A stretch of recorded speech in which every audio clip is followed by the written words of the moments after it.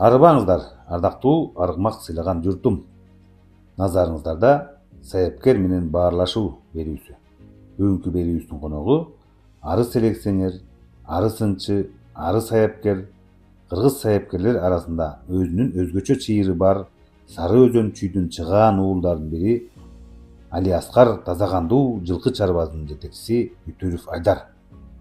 Алдыдагы Алиаскар Тазагандуу жылкы чарбазынан чыккан кыргыз казак журтунда өткөн чоң байгелерди утуп, баш байгелерди алышкан Ак Тилек, Карат жана Батыраак аттуу тулпарлар жөнүндөгү кызыктуу маек сиздер үчүн. Күткөн кышым келген эле кар менен. Карга аралаш бир сиңил ыр бар дегем. Антип минтип толгоо тартып жазганча эрип кетти берекесиз кар экен. Урматтуу достор, ат жалында ойногон азаматтар, сиздер үчүн биз жакшы тулпарлар жөнүндө кенен маектешүү, кызыктуу сухбат куруу үчүн Чүй областынын Бишкек шаарынын тоо тарабында жайгашкан Айтылуу Арчалы айылына келип отурабыз. Арчалы айылында сиздер үчүн кызыктуу маегибиз күтүп атат.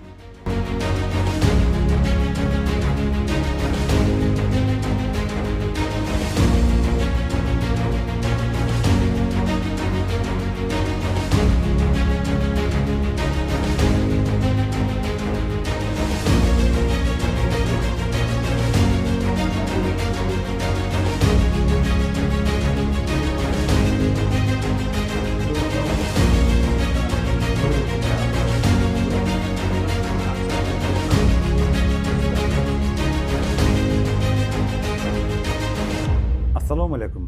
Ат жалында ойногон атпай журтум, ат жалында ойногон азаматтар, сиздер үчүн бүгүнкү саяпкер берүүбүздүн кезектеги санын чыгарабыз. Бүгүнкү мейманыбыз Чүй областынын Арчалы айылында орун алган атактуу, даңктуу күлүктөрү казак-кыргыз айдыңында чабылып чоң байгелерди утуп зоболоңуз бийик көтөрүлгөн Алиаскар ата жылкы чарбазынын күлүктөрү жөнүндө жана ал чарбанын жетекчиси Үтөрүв Айдар досум менен дагы сүйлөшүп, сиздерге жакшы маалымат берүү үчүн келип отурабыз. Мына биз Айдеке, сенин куттуу үйүңө келип, ошо сенин Алиаскар ата жылкы чарбасынын ийгиликтери жөнүндө кеп баштайлы деп отурабыз. Анан ушу кеп башында алгач сени көрүп, сага түздөнүп, сени кумир туткан жаш саяпкерлер толтура азыр четинен. Анан ошолорго кенен маалымат болуш үчүн өзүңдүн туулуп өскөн жылың өзүң боюнча бир маалымат берип кетсең. Рахмат. Ассаламу алейкум, кыргыз элим. Достук аке, куш келипсиз биздин үйгө. Рахмат. Кудай буйруса, мен өзүм ушу Арчалы айылында туулгам. Ушул жерде чоңойгом, ушул жерде жашайм. Анан ушу Алиаскар ата жылкы заводун биз ушу негиздегенбиз бир туугандар менен чогуу. Ушу атабыз, Алиаскар атабыз өзү ат чабып, ат жалында жүргөн, улак тартып ошондой киши эле. Анан ушу өмүр бою ат чаптаган кишибиз. Андан кийин ушу папаша убагында баягы совхоз чарба аттарды чаптырбай баягы кысым көргөзгөн убак эле да. Ооба. Ана кезде папаша ошо аттарды тияка катып, бияка катып жүрүп даярдап чаап жүрдү. Баягы совхоздун аттарын, чарбанын аттарын, өзү да күлүк сатып алып ошолорду. Кудасы бар эле Бейшенбек деген. Ошо кишиден да күлүктөрдү чогуу алып, чогуу чабышып жүрүштү. Анан мен ушу Алиаскар ата жылкы чарбаны негиздегеним ушу 2005-жылы ушу папаша баягы оорудан кийин дүйнө салып кетти. Анан ушу ашында ат чаптыралы деп ошо туугандар кеңешип, анан ушу өзүм бир тилек кылып, ошо папашанын ашында ат чабайын деп. Анан жээним бар, Солдат деген. Анан Солдатты чакырып, Солдат экөөбүз акылдашып, жүр ат караштыралы деп анан ушу Чүйдөн Рамазан байкеге бардык, Каракеловторго бардык. Андан кийин ушу Башкара сууда Нурлан деген чотур, анан ошо досума бардык. Ушу ат керек, эми жылы папашанын ашында ат чабалы десем. Корозун ачып киргизип, мына турат. Тай десең тай, кулун десең кулун деп аттарын көргөздү. Анан Солдат экөөбүз ошол жерден бир жабагы, анан бир тай алдык. Алып келип сатып алдык. Алып келип анан Байгелди деген айыл солдаттын өзү Байгелдин, ошо солдаттын байкесинин Анек деген байкеси бар эле. Ошонун үйүнө сарай салып, анан ошо кийинки жылкыга ошол аттарды дайындыкты көрдүк да ашка. Анан кийинки жылы ошо папашанын ашы болду. Болгон Кыргызстандагы сайыпкерлердин баарына бардык. Раматылык Эргалы байкеге, Кекен байкеге барып, ушу атама аш беребиз. Ат чабыш болот, келип аттарыңарды чапкыла деп. Тай чабыш, кунан чабыш, аламан 3 чабыш кылып анан папашага байге өткөрдүк. Анан баягы бисмилла деп эле ошо тайыбызды коштук. Ошол жерден тайыбыз биринчи келип сүлүк кара деген. Анан биринчи байгени уттук да. Анан кунан чабыш болду. Кунан чабышка ошо солдат ошондо 28 жашта болчу. Анан кунанды ошо солдат өзү чапты ошо. Анан салмагы деле канча болуп калды? Чап, кунаныбыз кичине вес оор болуп калдыбы, баягы Алла Тааланын буйругу, кунаныбыз 2 болду ошол жерде. Анан ошо элди таратып, ашты өткөрдүк. Анан ошондон кийин эле кийинки жылы сүлүк кара кунан болду. Анан биринчи байгесин ушу Сыгата жакта бир байге болуп чаап биринчи келди. Андан кийин Казакстанга, Кордойго барып, Кордойдон анан машина өттү ошондо.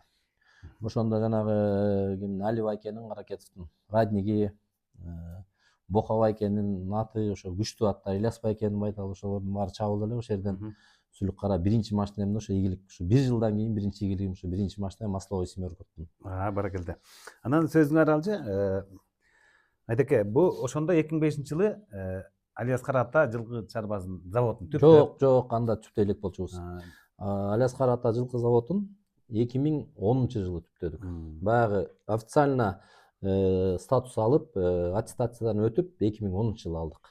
Ага чейин баягы частный эмеде даярдап жүрдүк. Өзүнүн сайыпкер катары ошол 2005-жылдан баштап 2006-жылдан баштап ушу ат чаап баштадык. Өзүм жеке мурун ат чаап жүргөм, баягы атам аттарды даярдачы, агаларым даярдачы, ошол аттар менен өзүм аралашып жүргөм, бирок өзүм жеке ушу чарбаны өзүм өз алдымча ошо 2006-жылдан баштап ат чаап баштадым.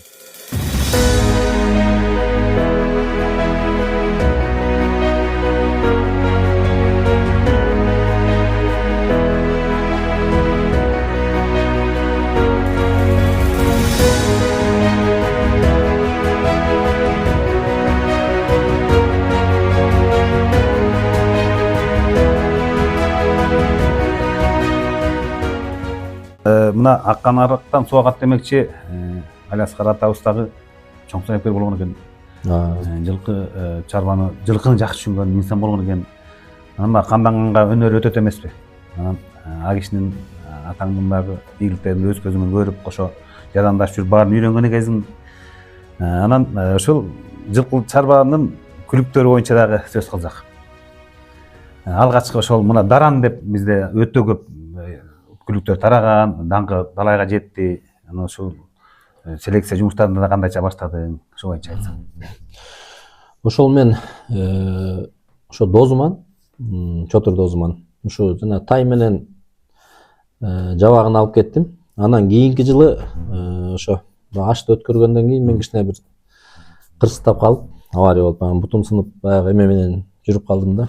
Анан ошондо Батырак деген мен ошо эң жакшы көргөн атым, ошо чарбада ошол мен эң жакшы көргөн атым эле. Анан баягы дозум күндө келет, солдат үшөөбүз, баягы тияка барабыз, көлгө чейин барып, түпкө чейин барып ат көрүп жүрдүк ошондо. Анан бир күн үйүнө келип, анан ошо Батыракты дозум мага сат деп жүргөм да ага чейин. Анан дозум бээ картайып турат, мен муну сатпайм деп ошентип жүргөндө, анан ошо баягы балдак менин үйүнө кирип, анан Батыракты мындай өзүнчө бир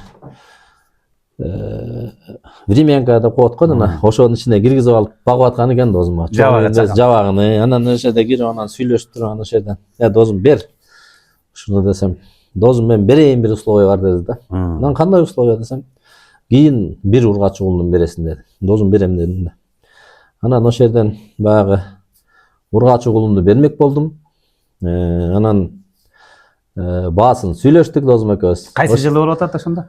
Ошол 2006-жылы болчу. 2006-жылы Батырак туулган, баягы аш өтүп баары бүткөндөн кийин анан ошондо да.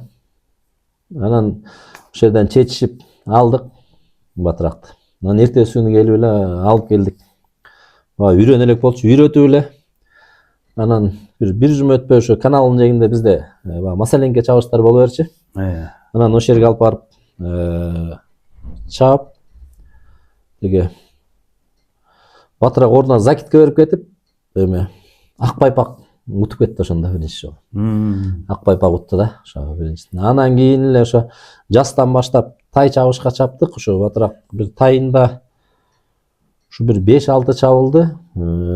Казакка барып 2 жолу утту, Кыргызстандан бир 5-6 утту, бир да жалынан ат салган жок да. 5 промах утту. Эми ошол батыраак боюнча айдеке көрүүчүлөрүбүзгө түшүнүктүүрөөк болуш үчүн батырактын канын ата тегин айтып коелу. Анан эң алгачкы селекция катары ийгиликтериң ушул батырактан башталган турбайбы?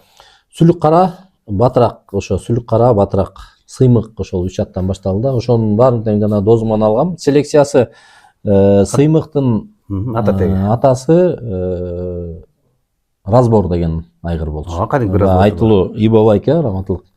Ошо кишинин айгыры болчу. Бээ болсо Бегимай деген бээ.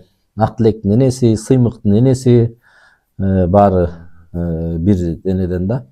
Сүлүк кара батыраак ошо Бегимай ошолордун энеси Грозная деген бээ болгон. Тиги Ысык көлдөн алып келген. Ошо Жездем, солдаттын атасы Жездем ошол киши алып келген. Анан ошо Жездем чаап жүрүп ал бээни. Анан бир жалда бир Жусуп деген дозунун бир карагер кунаны бар болчу. Ошону чаап жүрүп, анан бир чабыштан Казакстандан ошол байгеден утуп, анан өлгөн.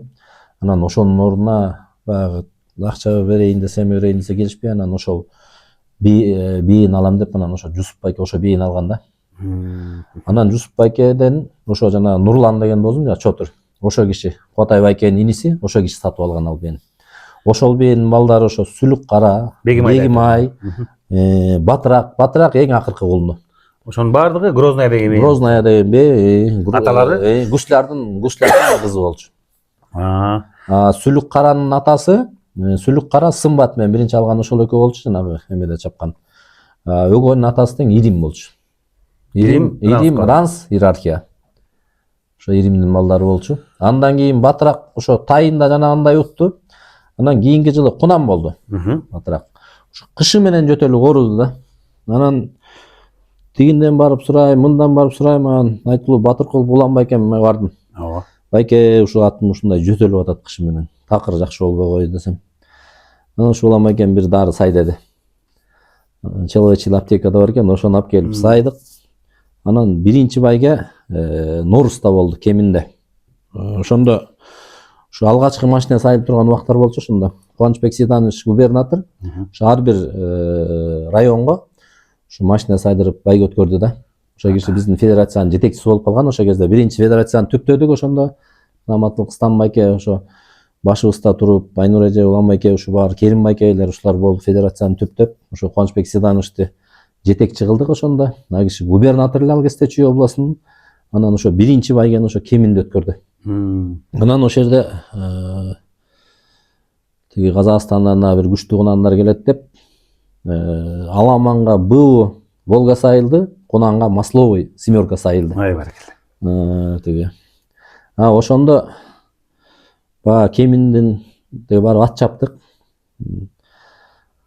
Биринчи круг келди. Батыраак закитке берип, анан Казакстандан келген күчтүү кунан экөө закитке берип анан чыгып кетти. Анан мен жакейим ушу Санчо азыр бир акыркы 5 жылдан бери Европанын лучший жакейин алып жүрөт. Кайра кайрып киргизип кетти ошол аттычы. Тигиники кетти. Киришип кайра келип последний кругка кетип атат аттар. Кайра чыгып кетти да. Анан кайра кайрылып уже жетпейт го дегенбиз.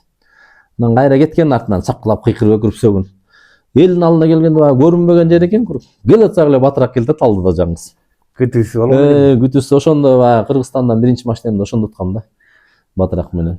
Ошондо биз дагы айдеке ошол батыраак жөнүндө дуу болуп 48 күндө 3 машина уттуу деп аткан биринчи машинасы ушту. Биринчи машина ошо Норуста уттум. Атасы Даранда батыраак. Атасы Даран, энеси Грозная. Андан кийинки байгесин ошо Казакта байге болот деп, Таргапта байге болот деп ошол жака бардык. Ошо Улан байке алып барды бир карагер кунан. Анан мен экөөбүз бардык да чогуу. Анан баягы биринчи эле кунанды чыгарды. 3 жолу фальстарт болду. 3 жолу фальстарт. Мен ушу батыраак ушу старттан эле кетчү адаммын. Мондай тип-тик секирип туруп эле кетчү эле. Келет, juste анан кийин тиги ошо той элерин айтып, аламанды кылгыла. Андан кийин кунанды кылгыла, уже чарчады, 3 круг чуркап койду ужачы. Менин атым эми казактан баягы биринчи бар ат чабып атсаң коркосуң, алдына тур дейсиң, алдына кет дейсиң да. 3 жолу фальстарт болду. Анан кийин аламанды кой берип, аламан чабылып бүттү. Анан аламан чабылып бүткөндөн кийин эле бир круг деп эле чапты да. Анан ошо аттар бир кругка кетти. Ошо алдында чыкканда эле алдына чыккан. Ошо бир ошол менен бир кругдагы 150 метр алдыда жаңгыс келди го батыраак. Ошо казактын эмне деген, мен деген кунандары чабылды 150 метр алдыга. Импорттор да чабылды. Импорттор да чабылды, бүт чабылды 150 метр алдыда келип, анан ошо казактан Мерседес машина утканбыз. Экинчи машина. 20 апрель болчу. Андан кийин эле 9 майда ошо Кубанычбек Сыйланышев акебиз Жайыл районуна берди. Беген анан ал жерде жакшы машина сайды. Mitsubishi Pajero. Анан ал жерде байге болду. Ал жерден да ошо кругтан келет, закитке берет да. Эл дарылайт, санча монтип жүрөт, баары ошол жерде чуркап жүрөбүз да, качкылар. Монтип кирип кетет, ошентип отуруп, ал жерден дагы ошо закитке берип атып утту да. Таза турпар экен да бул жаныбар. Таза мындай өзү бир тынчы жок ушундай байтал болчу. Ошо мындай элдин арасында да тургузчу эмеспиз. Бирөөнүн сарайына барып байласаң да турчу эмес, ушу каякта чабыш болсо үйдөн эс алдырып ошо чабышка үйдөн жүктөп барчубуз. Өзү бир тулпарчылык болчу. Тулпардын характери бар экен да, мен өзү. Мыкты өзүнүн характери да мыкты байтал эле. Бул кайсы жылдар болуп атыр ошондо? 2008 жылы болду да. Ошо биринчи 2008 жылы ошо 48 күндө 3 машина ошо бир ат менен ошо байтал менен уттук.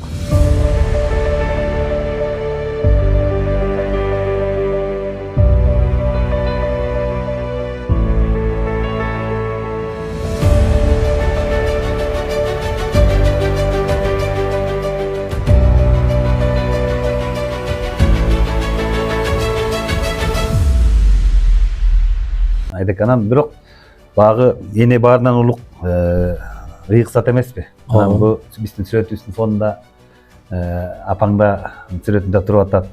Мамашада Баатыр эне деп угуп калдым. Мамашада арба козголуп ыраазы болуп калдым. Бир учкай кеп айтып кетели апа жөнүндө. Ооба, биз ошо атам, апам, ошо мен 13 бир тууганмын. 13 бир туугандын ошо 10-чу баласымын.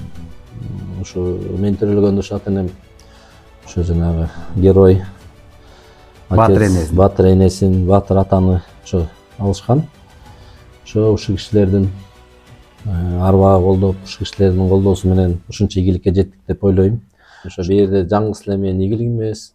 Ошо бир туугандарым ушул жерде жеңилимди жерден алып, оорумду колдон алып, ошо күнү түнү жардам беришип, ошо чөбү кагуу болобу, жумуш мен баягы өкмөттүн жумушунда иштейм. Ушул жерде мен бармы жокму ушул жерде баарын иреттешип.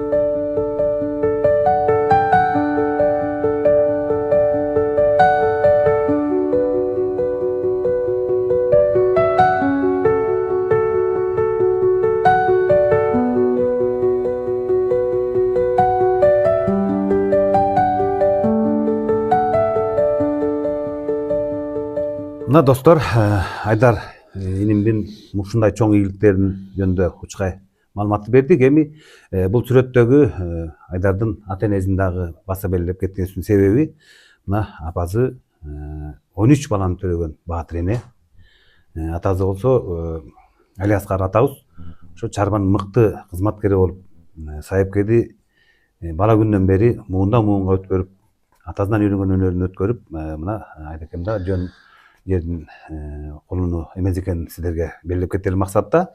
Атаң барда эл тааны деп биз ушундай максатта сиздерге Айдакемдин ата энесин дагы сиздерге маалымат берели деп көрдүк. Алиаскар ата жөнүндө дагы кеп кылбасак болбойт. Ушунча ийгиликтердин Ооба, киши. Өбөлгөзү да ата да. Ооба, киши жөнүндө кылбасак болбойт. Бул киши өзү 1932 жылы туулган.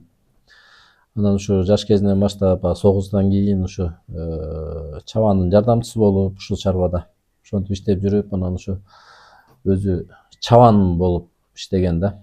Анан ошо малдын багып, анан ошондо баягы аттарын чабып, сайыпкерчилик кылып, ушу чабандык эмгегинен ушу эмгек кызыл ту орденин алган, заслуженный мастер животновод, Кыргыз СССР Жогорку Советине 2 жолу депутат болгон ошо. Баракалла.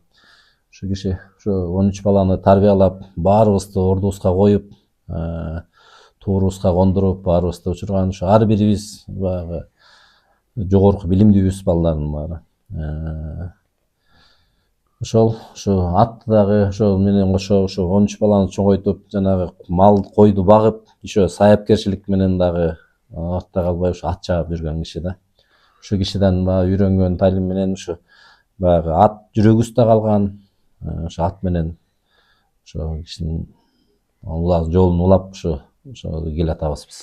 Рахмат. Айта кеткен туура, мындай залкар кишилердин мамлекеттин сыйлыгын алган Жарбекер мыкты инсандын уулу экенсиң. Мына атанын уулу болуш дагы чоң сыймык. Мына атанын даңкын улантып, сен да чоң ийгиликтерге Кудай буйрса жеттиң. Эми сөзүбүздү Кудай буйрса бу сенин чарбаңдын мыктылыктары жөнүндө улайлы.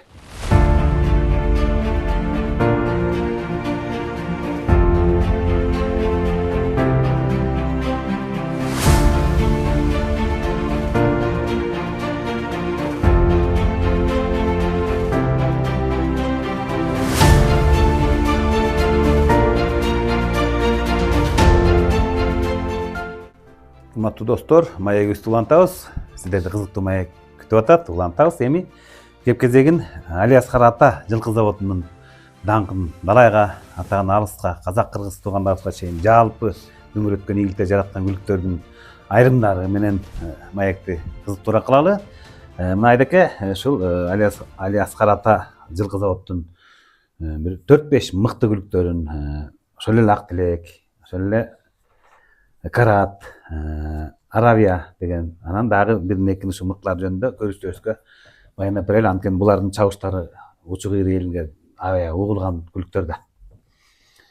Рахмат. Ошо мен батыраак боюнча, сүлүк кара боюнча уже айтып кеттим. Андан кийинки ушу күлүктөрүм Аравия деген байталым болгон. Ушу мен дарандын малдарын чаптым көп. Бирок Аравияны ушу Токмоктон Малаш деген досуман алдым эле. Атасы Армир, энеси Радио дегенби. Армир Magic Jackson'дан импорт экен да. Импорт. Энеси болсо Раматылык Рысбек байкенин сарайынан чыккан Радио деген. Анын рекордун ушу Алматыда Гладкиден ушу бир 10 жыл эч ким жаңылта албай турду го дейм ушу. Казакта да мыкты бей болчу. Анан ушу Малаш досуман алдым эле ошо Аравияны. Ошо тайында бир 5-6 жолу чаптык, бир да жолу калган жок. Бүт Таласка да барып чабылды, Көлгө да барып чабылды, Бишкекте чабылды. Тай чабыштан ушу алдын ат салган жок. Анан кийинки жылы ушу биринчи байгесин ушу Норузга чаптык. 20 мартта Сокулукта болуп, байыркы Ак Тилекти чаптык. Ошо кунан эле, ошол жылы 4 кунаным бар эле, 4 тең мыкты кунандар болчу. Ошо 20-сында барып Сокулукта Ак Тилек утту. 21 күнү Норузда ошо ипподромдон ошо Норузду ошо Аравия утту. Андан кийинки байге ошо 9-майда болду, чоң байге жакшы. Открытие сезон. Анда дагы ошо Аравия утту. Андан кийин 31-августу эгемендүүлүк күнүн утту ошо Аравия.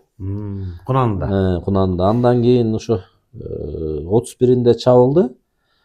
Анан 7-синде ошо Көлбаев Асанбек атабыздын тою болду. Ошо көлдө. Аерди барып, аерди утту да. Анан ошондон бир жум өтпөй 13-үндө Казакстанда чоң чабыш болду, Алматыда, Алматы ипподромунда. Ошо жака алып барып чаап, анан ошол жерден экинчи болуп калды. Бакыш, до конца водить этип, марадан кичине баягы чоюлуп калды өзүм да, баягы жаңы ат чаап жүргөм кичине. Көп чаап койгон экенсиң. Көп чаап коюп, үйдө чаап койдум да. Ошондой бир мыкты ийгиликтер жараткан бир мыкты байталым болгон. Аравия кунандан кийин да чуркадыбы? Жок, кунандан кийин чуркаган жок Аравия. Ошондо тегерден кичине бутун ортуп алды ошондо. Чоюлуп да калды, ошондо бутун ортуп алды да. Кулундары кийин кандай болду? Кулун алып калдыңбы? Ушу Аравиядан азыр Аравия ушу менин коромдо турат. Азыр эшикке чыгып көрөбүз ошо бени.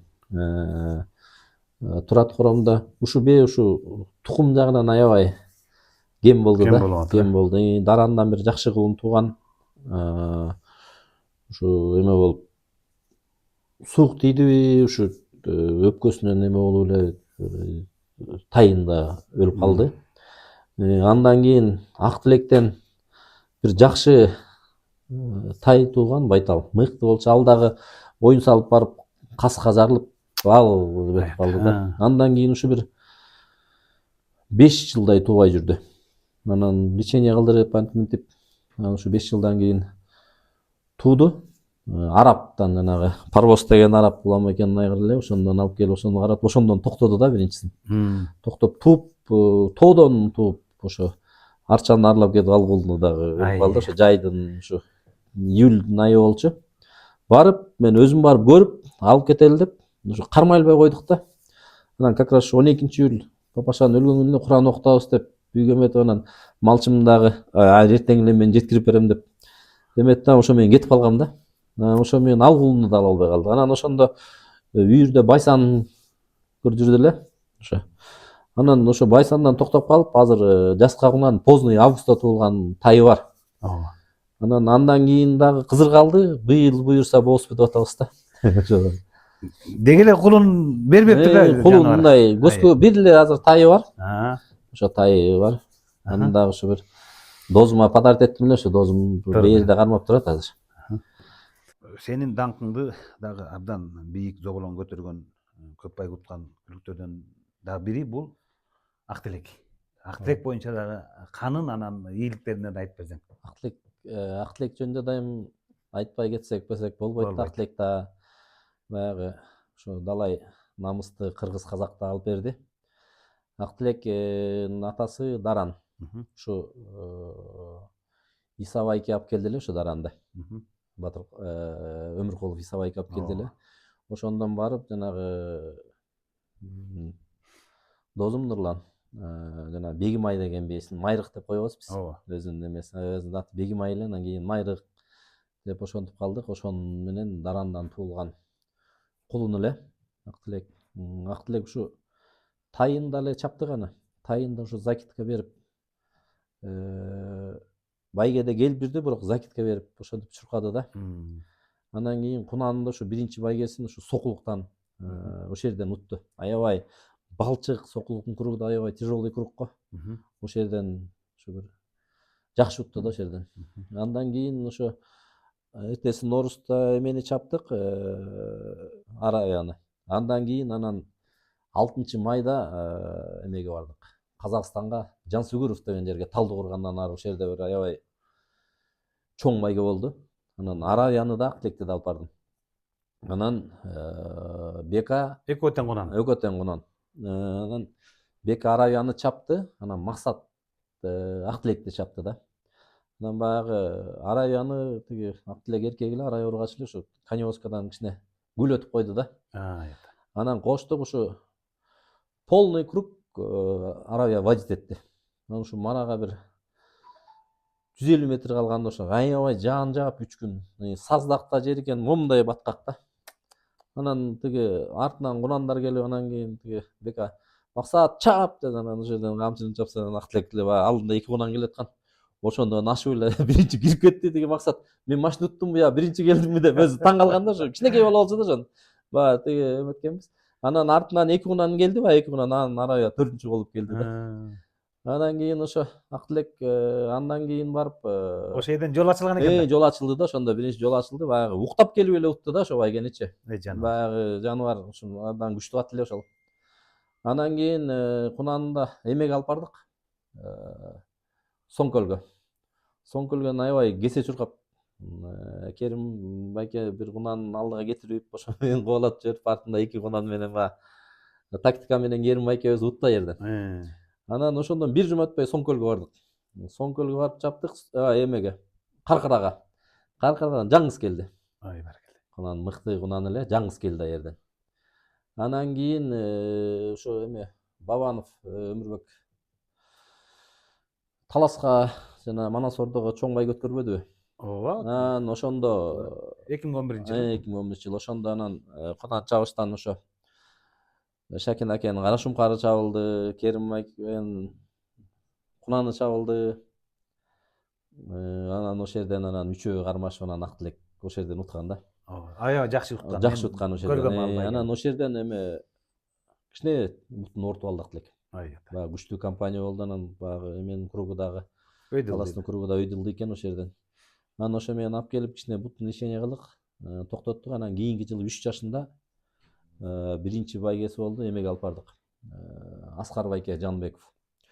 Ошо Рейнакеч чарбанын бир байгесин өткөрүп ошол жерге алып барып, анан ошол жерден аламандан утту ак тилек. Анан кийин Чолпон атада бир 2 кругка бир ат чабыш болду. Анан ошол жерден 2 круг эми чоң ат кылды, 2 круг кылды, анан ошол жерден экинчи болуп калды. Батакур сыяктуу болгон. Батакур сыяктуу чабыш болду, экинчи болду. Андан кийин Андаш Баатырдын 200 жылдыгы болду. Соңкөлдө. Чоң байге болду, анан ошол жерден ошо ак тилек утту. Бул быштысында утуп атат. Быштысында ошол жерде барып утту. Андан кийин ошо июль айы болчу ошондо. Ушу августтун баш жагында Матай бийдин тою болду ат башта. Матай бийдин тою болуп, аерден утту машинадагы. Анан кийин ошо сентябрда тиги Асанбек ата, Көлбаев Асанбек атанын турнири болуп, аерди утту. Ой баркалла. Ошол жерден утту ак тилек. Андан кийин Токтогулда байге, жок, Бишкектин 310 жылдыгы болду. Бишкектин 310 жылдыгы болуп, аны утту. Ошол эле жылы. Ошол эле жылы ошону утту да. Анан кийин Токтогулда бир байге болуп, Кечүүстө Абдысүйөркуловдун Абдысүйөркуловдун коомдук ишмер атабыздын коомдук ишмер ошонун 101-денке жылдыгы болуп, ошол жерден утту ак тилек. Анан ошондо баягы Токтогулдук туугандар кесе чабып, баягы атты кыйнап коюшту да ошол жерден. Мен да өзүм жок элем, мен Турцияда бир иштер менен Турцияга кеттим эле. Ошо балдар алып келе солдаттар. Ошондо ат кыйналып калдыптыр ошондо аябай. Анан көп өтпөй эле анан эмеде Караколдо байге болуп, ошол жерден буту кетти да. Демек бул ошо Кунанында буту кеткенден 3 жашында 7 байге утуп, анан кийин 8-чи байгеде буту кетти да. бир азында уже чаба албай калган экен. Аз эмес, быштысында ошо полбапка болуп калды, ошондон чабылган жок. Жалпы канча автоунаа өттү ошондо? 7 автоунаа өттү. Ак тилек. Кунаны менен кошкондо ак тилек 7 өттү. Анан ушул ак тилек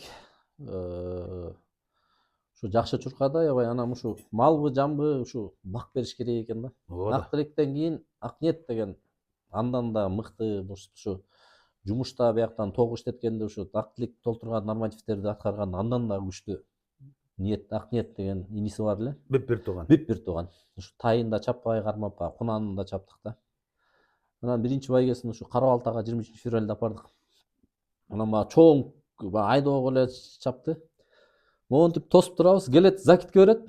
Аттын баары кетет, жактан барып кайрылып келип атып, анан ошентип утуп алды ошо биринчи байгесин. Анан кийинки эле байгеси Норуста болду.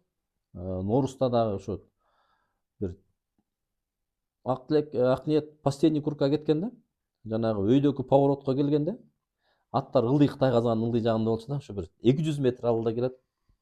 Анан жанагы сарайлар бар го. Ошол жерден закитке берип чыгып кетти да. Жаңгыз жөн эле баягы секирип келсе да жеткирбей тургандай ат болчу да. Баягы өзүң айткандай бак бербей. Багы жок. Ошол менен ошентип эле ошол ат закитке берип жүрүп эле анан буту кетип калып түшүп калбай калды ошо. Андан кийин дагы бир иниси ошо Дубай деп атын койдук. Ал дагы бир ата бир энеден. Ошол дагы ошо закитке берди да. Баягы Кунанында биринчи жолу Аземга алып бардык, Казакстанга. Жакшы байге болуп алып бардык. Аябай баткак, гряз, аябай курукта оор болду. Анан ошол жерде бир импорт казактар анда катуу аттарды ташып аткан убак болчу. Жаңгыз келатат последний кругтачы. Последний повороттон кайрылып, бала кичине красиво откусу келди. Бияка чапканда повод бошоп кетип, эл дарылап кетпеди. Жаңгыз келат. Ошол жерде биз турдук эле, куп жетип кармап, кайра киргизип анан 3-үнчү болду да. Эки кунан желип басып кирип кетти да. Оозунан алдырып эле. Багы эшин алдына келген машина, масловый машина эле эшин алдына келген машинаны алдырдык да. Ошо менен да Дубай ошо закитке берип жүрүп эле аны да ошондон кийин көнүп алды, ошо менен закитке берип жүрүп эле аны да буту кетти анан. Ошо экен да достор. Бак бериш керек экен да. Ат чуркай, бак чуркайт дегендин сөзтүн мааниси зор экен да. Тиги экөө ак тилектен ашса ашмак, кем эмес болчу, экөө тең күчтүү аттар болчу экөө тең.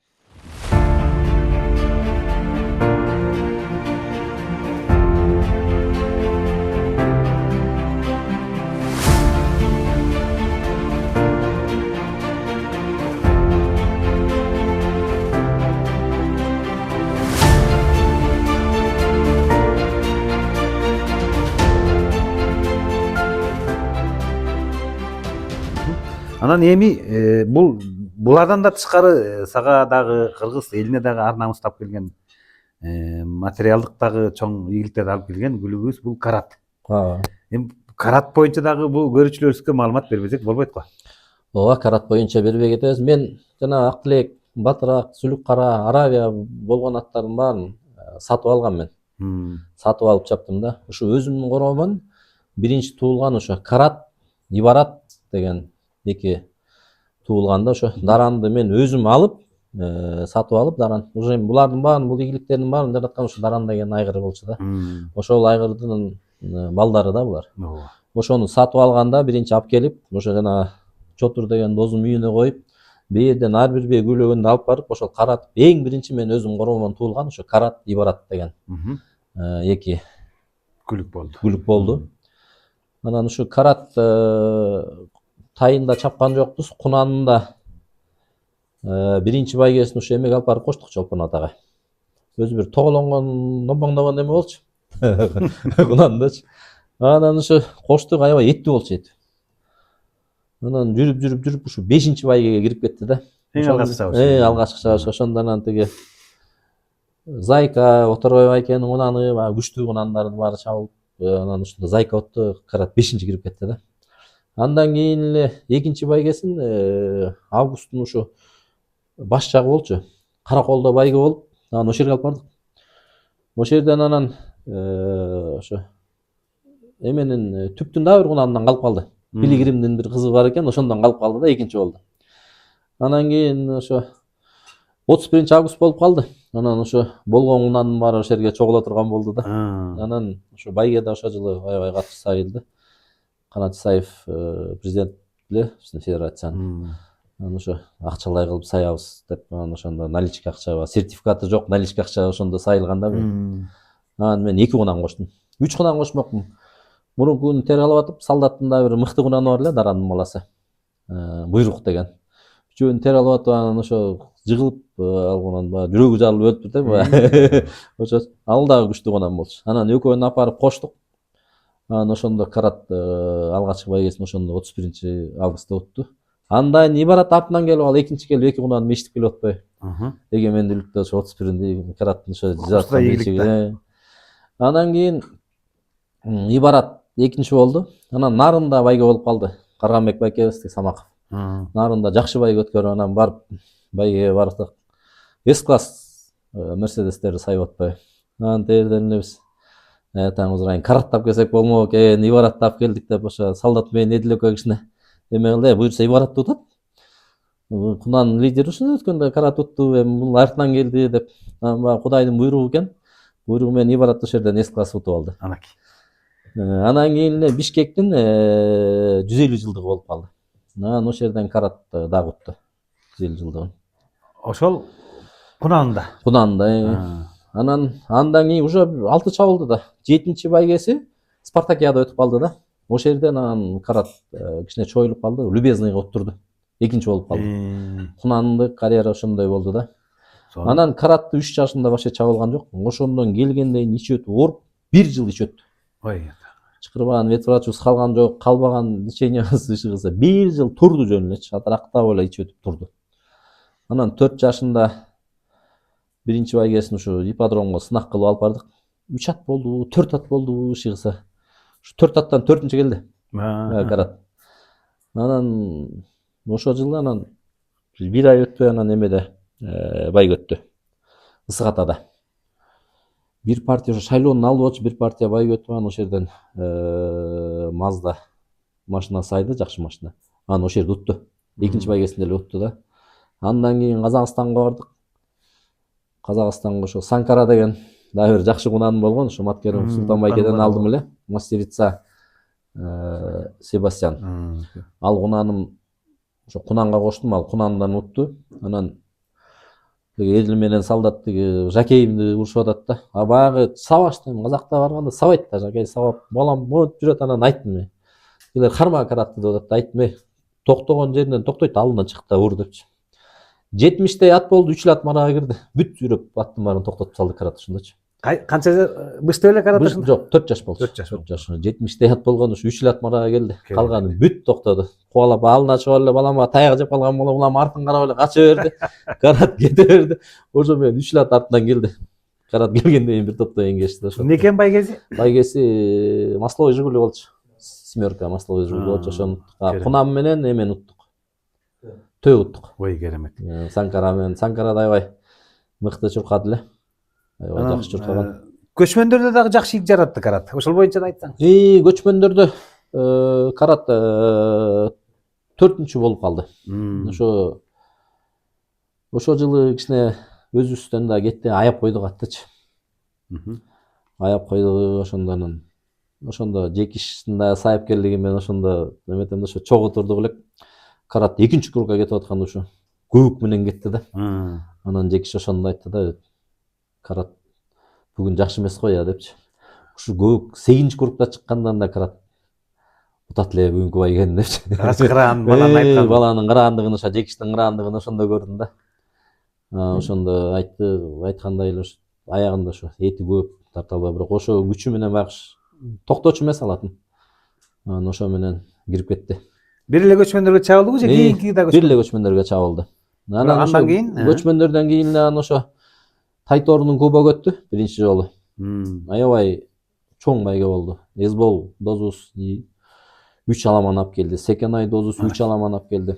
Аябай катуу байге болду. 31 километр аябай жаан жаап турат. Балчык менен ипподром. Анан 31 километрге кетти. Ошо акыркы 3 круг калганда Секенайдын 3 аты, Эсболдун 3 атынан карат жетат. Анан артынан тиги Симони кетип атат да. Ошо кубалашып жүрүп, тиги казактын аттарын бүт токтотту, өзү кирди, Симони артынан экинчи кирип кетти да, артынан жүрүп. Ошондо жакшы байге болду, аябай катуу намус болгон, эл да ошондой чогулган ошондо. Укмуштуудай чогулган эл, ошондо баягы эң чоң титул деп Тайторунун кубогун ошо биринчи ошо карат ошол жерден утту. Байге фонду да чоң болсо керек. Чоң болгон, Хайландер машина сайган ошо. Чоң, экинчиге масловый Нива сайган. Керемет. Симони ошо Ниваны уткан ошондун артынан келип. Анан кийинки жылы ат башынын 85 жылдыгы болду, аны утту. Тоң районунун 80 жылдыгы болду, аны утту. Дагы бир 2-3 байга утту. 3 азый болуп калды го анда. 2 азый болчу ошондо. 2 азый болчу, ошолорду утту. Анан ошол жылы Эдил кетти бирден. Анан кийинки жылы эмне кылабыз болду. Анан айылда бир Зухридин деген бала бар эле, анан ошону сен дайындайм. Анан солдат болуп дайындап, анан биринчи байгесин эле Казакстанга алып бардык. Теге жакшы дос бар эле, Жолан деген. Ошо достор байге өткөрүп, анан айдеке каратты алып келбесең болбойт да. Алып барып чаптык. Утту, жеке утта жүрдү. Кайеринде болду казак? Таргап деген айылда болду. Могу тегеректе эле го дейм, Алматынын тегерек. Алматыга жетпей, Көк Бостоого жетпей эле ошо Таргап деген айылда болду. Таргап эмес эме, Берик таш деген айылда болду. Таргаптан батыраак уткан экен, мен жаңылып атам. Берик таш деген айылда болду ошо достор өткөрдү эле. Ал жерде масловый Нива уттук. Андан көп өтпөй эле бир айга жетпей эле Экспо, Казакстанда Экспо болду. Астана шаарында. Астана шаарынан Экспого бардык. Экспого барып, аябай катуу байге сайылды, катуу аттар келди, ошондо эме утту. Шайгүрөң деген казактын аты утту. 3 комнаталуу квартира сайылды деп уктум эле. Жок, эмелер сайылган. Акчалай сайылган анда. Акчалай сайылган ошо бир доллар менен айылтканда ошо 3 комнат квартиранын акчасы болчу да, биринчи байгеники. Анан карат жете албай калды жерден. 5-чи болуп калды да. Тиги аттарга чын карматкан жок. Күчтүү аттар окшойт. Күчтүү аттар экен. Ошондон Шайгүрөң ошол жерден өлдү ошол атчы. Утуп туруппу? Утуп туруп ошол жерден өлдү. Кыйналды аябай ошол атчы. Берки таскын үйүнө барып өлүптүр. Анан бүйрө жал болгон, анан Секенайдын дагы бир аты 4 болгон. Анан карат 5 болгон да. Анан кийинки Экспого бардык. Кийинки эле жылы да. Ошол эле жылы. Бир ай өтпөй анан Экспонун дагы бир байгеси болду. Дагы бир север жагынан бир область өткөрүп ошол жака бардык. Дагы Астанада өттү. Анан бардык. Карат алдыда келаткан жаңысы. Ушу артынан келип бир ажал ушу манадан бала кичине эметип калды да. Мана келгенде бир ажалын башы чыгып кетип кетти. Экинчи болуп калбадыбы ошол жерден. Бир жалгы жерден экинчи байгени алдык. Андан кийин ошо бай кезинде дагы аябай чоң болуш керек. Чоң бирденке миллион алганбыз чыкса, теңге алганбыз, айдан да акча болгон, бирденке миллион теңге алдык. Андан кийин ошо андан бир 15-20 күн өтпөй эме болуп калды. Караганда да чоң байге болот, Масловый Прада сайлат депчи. Анан ошо байгеге баралы деп баягы атты даярдадым, атем дайым болчу тиги жана эксподон жана эметкен. Ошол жерден деле баягы буйрук болуп калды, ута турган болсо катуу дайым болчу ошондо. Анан тияка бардык 31 километрде да. Анын өзү Кыраттын стихиясы 25тен өйдө болчу да. Анан 31 километрге бардык. Баратып жолдон Балкаштан машина уступ берди. Анан калдык ошол жерде Балкашта. Шаарга да жетпей айталган. Анан бир таксини чакырып, Конёсканы сүйрөп, машинаны порталга салып Балкашка жеттик. А жерден машинаны ремонтко коюп, анан бир казактын үйүнө барып суранып атты коелу деп. Анан Кудай жалгап чабыш бир күнгө жылып кетти а жерден. Анан Жоландоско чалып, ушундай болдук биз десем. Мына биздин аттар жүктөп чыгып атат, секенайлар чыгып атат деп. Анан түнкү саат 1-де келишти. Ошо секенайдын балдары келип, анан ошону жүктөп алып, балдарды машинага чыштап, уулум экөөбүз кеттик, анан Жаке үчөөбүз. Анан Конёсканы секенайдын машинасына артын илип алдык. Анан Карагандадан өйдө да бир 300 километр экен. Могу биздин Соңкөлдөй болгон бир тоо жер экен. Тоонун үстүндө ошондой жер экен. Ал жерге бир кечки күндө жеттик. Анан чабыш бирок эртеси эмес, анын эртеси болмок да. Анан жетип аттарды түшүрдүк. Жерден бир ажал түштү. Карат түштү. Баягы бир ажал утканда эксподон. Ушу бир ажал Конёскадан түшкөндө эле мен өзүм чочуп кеткем да ошол вакытчы. Терден баягы биз түшүрдүк, балам менен Жаке экөөм өтөт, секенай шак эле каратты карап эле башкача болуп кетти да. Ат сүйрөп түштү, баягы ута турганда өзү билинет. Анан кийин тиги сарайдан теметтик, анан жолонго кайра жалам, Жаке бу жерде болбойт, бизге өзүнчө үй таап берди. Анан айылдын башында бир үй айтты, анан барсак сарай жок экен. Анан бир гаражы бар экен, ичи толтура темир. Темирдин баарын ташыдык, ичинин баарын шыпырдык. Опилкабызды алып жүрчүбүз, опилканы септик, атты киргизип койдук. Анан кийин кечинде түнөдүк, эртесин эртең менен турдук, анан ат чаба турган круг алып барып атты иштеттик. Иштетсек жуулунат. Ай жанар. Анан алып келип киргизип. Анан ушу чабышта тамагын тартчу элек караттынчы. Анан суу берсек 3 жака суу ичти. Анан жемин бердик, жемин жеди. Анан чөбүн күүп чытачыбыз, тоюп албасын депчи. Анан барып чытап 1-2 сааттан барып балдар жатты, барып карасам, эчтеге жок чөбүн. Жарым түктү алдында сал эмнеси болсо ошосу. Кирип жатып алып эртең менен турсак, жарым түктөн эчтеге жок. Ай жанар. Сон молторда бирок чабыш кечки саат 6да болбодубу? Казактын чоңдору келбей антип минтип атып чыгарбайдымы? 6да чыкты да карат. Урду. Шамал 2 болду. Канча ат чабылды? Көп болуш керек. 90дай ат чабылды. 90дай ат чабылды. Круг бир 4,5 километр экен да. Көрүнбөйт, жактан айланат. Последний кругта дүрбү менен карап атабыз, бир ат кетти. Карат дедик да. Артынан эле бир ат кетти. Баягы 3 километрдей жер, бир жарымын бер жактан көрүнбөйт экен, 3 километрдей жетти. Айнең шамал болуш керек ошол деп атабыз. Дүрбүдөн көрө албай атабыз да. Анан кийин эле жолондун эле дүрбүнө карат деп карасак эле карат келип атат жаңыз. Ошо аябай жакшы байге ошо. Байгезде Масловый Прада утканбыз ошондо. Тиги отургучтарың бар жапжаң. Жапжаң, пленка. Карагандан Toyota центрден келип эртеси күнү ошол жерден айдап кеттик ошол жерден. Мына достор, көрдүңүздөрбү кандай мээнеттин зор ийгиликтери, кандай мээнеттин артында жатканын сиздерге кенен маалымат берип атабыз. Айдакем, ошондогу сезимдер бир айтып берчи угалы. Бөлөкчө сезимдер болду да. МТ Казакстанда жаңгыз кыргыз барып ошол жерден. Ошо байгени утуп. Тиги машина бузулуп калган, Конёсканы эртең менен бир Волганы таап алдык, бир эмеси, паркова бар. Ошо менен сүйрөп бардык. Анан тиги Жолан досум келди, анан агасы Улан. Аны Прадага эле тиркеп койсун, баары утасында деп, ошол досумдун агасы ошо тамашалап мени жынтып. Сала берген. Өзүнө сала берген. Ошол жерден Праданы алып кеттик. көз жаш кубанычтуу көз жаштары жок, актыбы? андай болгон жок менде. Мен ушу канча ат чаптым, бирок андай көз жаш болуп андай болгон жок. Кайраттуу бекем турбайсыңбы? Сүйүнүч болчу, бирок андай көз жаш кылып андай кылган жокмун мен. Досторум эле жанымда жүрүштү, ат чабыштырды, алар да ошо күлүп калышчу. Бекемиз. Таза эле бекемиз эми деп. Айтек анан бу бир сурабасам болбойт да, анан ошо карат ушундай жакшы чуркады. Анан ушул жолан деп досуң деп калып атсың да. Бу Каркарада жылда жолан жүйрүгү деген чоң чабыш болот. Ооба. Ошо жигиттин атынан. Ошо жигиттин атынан өтөт. Ошол боюнча да бир эки көрүүчүлөр, казак туугандарыбыз да көрөт бизди. Алдоозубуз ушу жерде келип конок болуп кеткен. Атасы менен келип ушул жерде. Өзү ошо кызматтарда иштечи. Биз курактуу эле го дейм. Бизден кичүү болчу. 79 жылкы жигит болчу. Ошо Алматыда, Узунагачта ошо бус регистрдин жетекчилиги, андан кийин аким болду. Андан кийин эле тамашалап күлүп калчу, айдаке, менин ордум бери эмес, менин ордум Мажиликте депчи. Анан ушу баягы өзү аябай здоровый, кыйын жигит эле.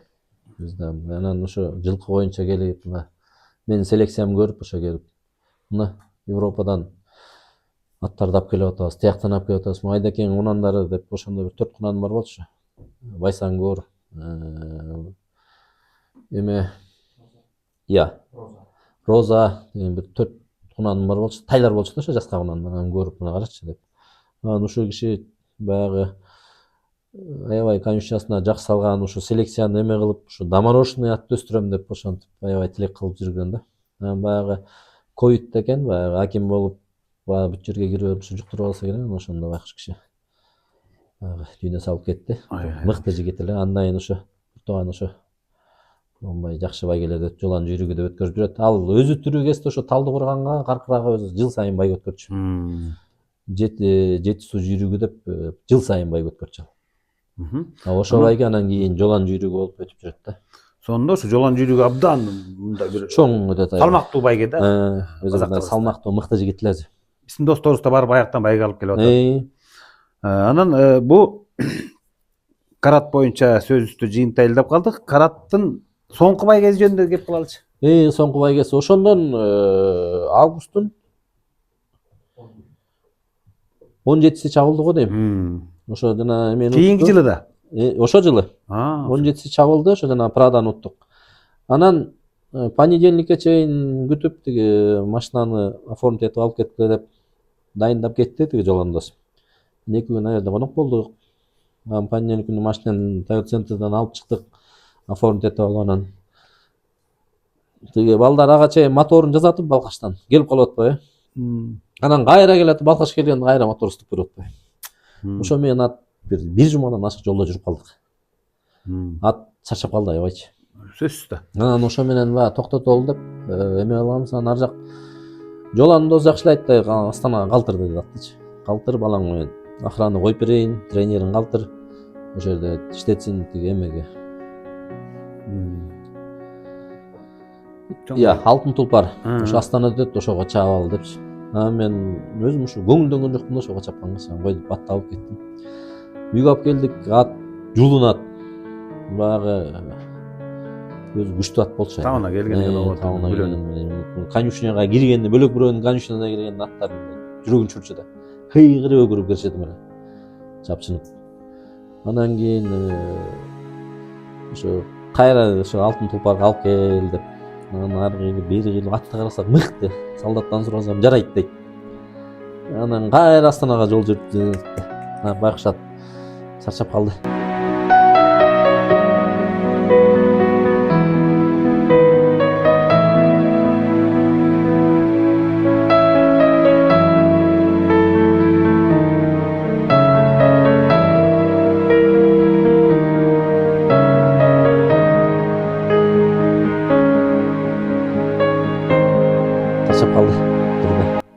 Кетти эли бирге.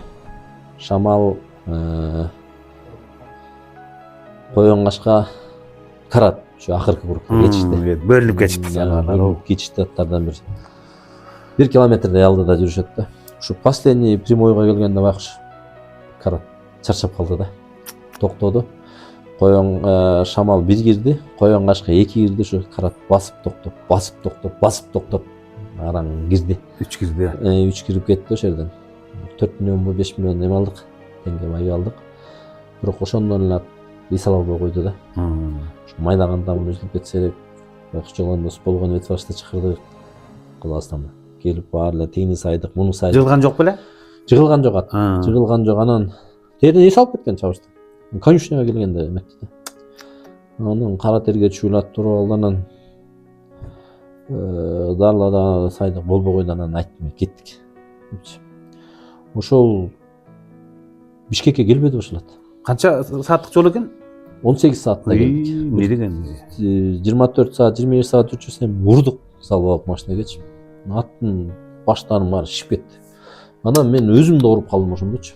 Ооруп, эптеп тамак жөнүн этип шаарда үйүмө келип жатып, кирип кыйналып аябай температура болуп келди. Жатып уктап кеттим. Балдар тамак ичип анан бияка кетишкен. Бирден эле ойгонуп кеттим. Ойгонсом телефон солдат чалып. Келип түшүрүп берден. Динигине киргизип, акырынан биртке чөп жеп, балдар эшикке чыгып кайра кесип өлүп калыптыр. Өзүнүн динигине келип жатып. Байкуш. Анан келип барып көмүп койдук деги даранын атасынын жанына барып көмүп койдук. Анан мен да укканым бар, мына ошол азыр ошонча ийгиликтериңдин негизги тирөөчтөрү ошо сенин колуңа кол, сенин ийгилигиңди жараткан азаматтарыбыз жана солдат анан эдил эмеспи? Ал жерде азыр айтарсың, бирок ошол учурдан пайдаланып айтып коюшум керек, темабыз элек да. Ушу Даран тиги Карат өлгөндө Саяпкер Эдил көзүнөн жаш алган экен дейт. Солкулдап, мен бул деген, мен эмнени айтайын дегеним, бул ат менен адамдын, Саяпкер менен Тулпардын ортосундагы бир башкача бир мухабаттын бардыгын айтайын дегеним да. Ошо балдар айтып калды, Эдил бир топ стресс болгон экен. Эми ошо солдат жөнүндө, Эдил жөнүндө айтып кетсек аябай чоң эме да. Ушу мен бирден бир ушу мен ушу жеткен ийгиликтеримдин 50% деп койсом болот, ушу солдат жанында жүрдү да. Мен ушул аттардын баарын алганда, ушу иштеткенде, аттарды чабышка бүт мен чабышка өзүм машина менен барчу элем, ушул аттын жанында күнү түнү ушу солдат жүрдү, анан Эдил жүрдү да. Ошолор менен мен ийгиликке жетиштим да.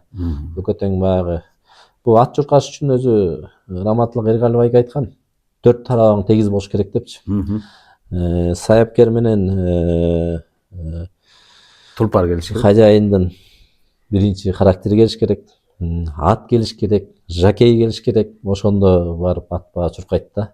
Айтып атпайбы, мен жана Казакстандан 2-3 байгеде мына деп келгенде закитке берип 2-3 байгени масловый машиналарды уттурдук да баягы. Мен баягы Кудайдын буйругу экен ал. Бирөө тамашалаганда эшин алдынан келип кайрылып кетти дегендей ошондой иштер болду да. Анан ошо жакшы иштештик, ошо Эдил жөнүндө дагы айтып кетпесем болбойт. Эдил да мага көп ийгиликтерди алып келди. Ошо Шамшы деген иним бар, жакшы мен. Ооба. Анан ошо ипподромго барып калсам, ошо Эдил жаңы эмеден келиптир. Таластан келип жүрүптүр да. Шамшыга деп балаңды берчи мага десем, өзүм менен сүйлөш макул болсо алып кет деди. Анан Эдилге айттым, жүр кеттик десем, мародон береле Шамшыдан сурандым, Шамшы уруксат берди, анан келдик. Ошондо бир 2 ат бар болчу берди. Могу сарайды да стройка кылып атканбыз. Ошо Эдил ушу стройкага да жардам берип, аттарды карап, анан жанагы Аравияны, Актилекти ошондо чаап баштадык да. Жакшы баштап, аябай жакшы руслого түшүп, ушу жакшы комплектовать эткенде ушу баягы эме экен Эдил дагы.